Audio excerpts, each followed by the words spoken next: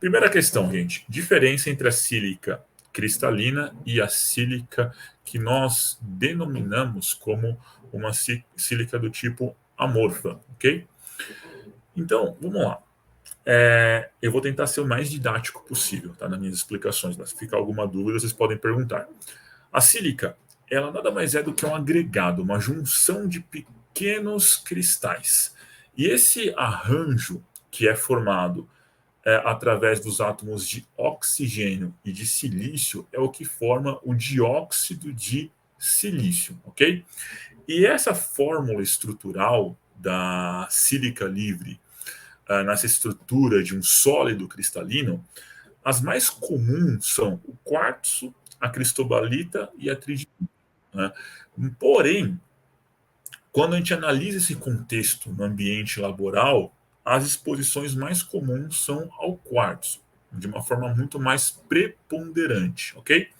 E essa estrutura cristalina muito bem organizada é o que define uma característica desse sólido cristalino ser identificado como uma sílica livre cristalina, esse arranjo que nós temos entre os átomos de oxigênio e silício, ok?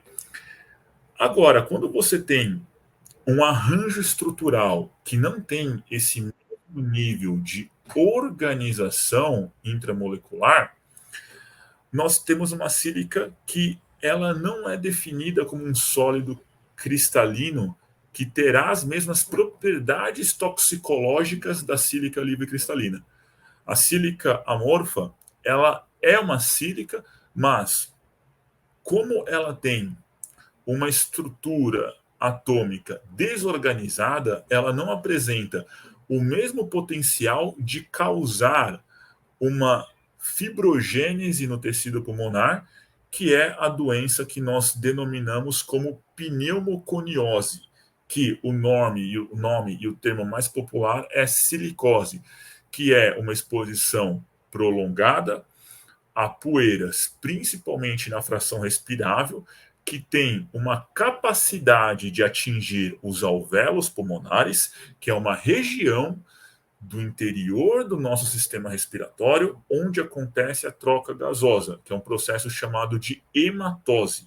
Ou seja, você tem ali a inalação de oxigênio e a expiração de dióxido de carbono, né? Então você tem a exalação de dióxido de carbono e, claro, parte desse oxigênio também vai ser exalado. E nessa região de trocas gasosas altamente vascularizada, você tem um potencial muito grande de causar essas microlesões, se assim eu posso dizer, e essas microlesões causadas de forma sucessiva por conta da sílica livre cristalina ser um componente químico cujos cristais causam essas lesões no tecido, acontecendo essa lesão frequentemente, você tem um processo de cicatrização contínua do tecido pulmonar. E um tecido, quando ele se cicatriza continuamente e repetitivamente, ele acaba ficando o quê? Mais rígido.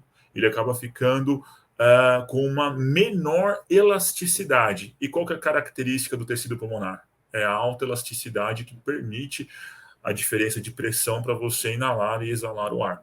Então, isso vai calcificando o pulmão, ok?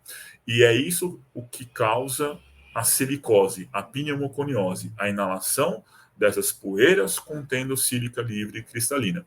Quando a gente fala do alfa-quartzo, nós estamos falando apenas da sílica livre cristalina. Não estou falando das poeiras contendo esse material, que é uma diferença que eu quero estabelecer com vocês aqui.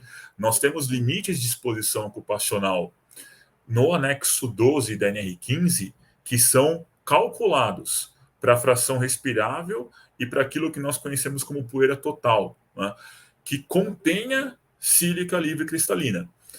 Mas o limite de exposição ocupacional do alfa-quartzo, quando a gente pensa na sílica livre cristalina identificada através da difração de raio-x, aí sim nós estamos olhando para o limite da CGH, que considera apenas a presença do alfa-quartos. Nós não estamos falando de um limite calculado que depende da quantidade de poeira, da poeira respirável contendo sílica livre cristalina.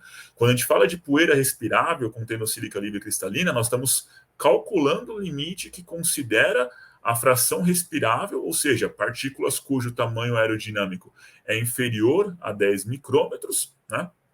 Ou então as partículas que não vão precisar de um seletor de partículas, seletor de partículas, né? Um ciclone de nylon, ou um separador de partículas do tipo ciclone de alumínio, ou então um HD Higgs-Diel, que também é outro separador de partículas que pode ser utilizado. Tá? Então, essas particularidades que eu quero deixar claro aqui para vocês nesse primeiro tópico, beleza? E é evidente que a nossa busca quando nós desenvolvemos programas de higiene ocupacional, é prevenir as exposições para que os trabalhadores não sejam acometidos por esse tipo de doença, né? Não sejam acometidos por essa pneumoconiose. Ficou claro? Beleza? Essa primeira questão? Espero ter deixado claro aí essa primeira pergunta, né?